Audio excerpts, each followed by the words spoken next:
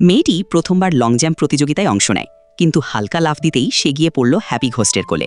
কিছু বুঝে ওঠার আগেই ভূতভাই তাকে তুলে মাঝখানে নিয়ে গেল, আর অদ্ভুতভাবে সে বিশ্ব রেকর্ড ভেঙে ফেলল, যা দেখে সবাই অবাক হয়ে গেল। এরপর নীল দলের পালা এলে ভূতভাই হঠাৎ মেয়েটির সামনে গিয়ে দাঁড়ালো, ফলে মেয়েটি পড়ে গিয়ে ব্যথা পেল এবং খেলায় হেরে গেল। তবে ভূতভাইয়ের একটা নীতি ছিল, সে কখনো মেয়েদের ক্ষতি করত না। আসলে কিছুক্ষণ আগেই ভূতভাই প্রথমবার মানুষের জগতে এসেছিল, কিন্তু বসতেই মেয়েটির ছোড়া ডাঁট এসে তার মাথায় লাগে, তারপর তার কাপড়েও ছিদ্র হয়ে যায়।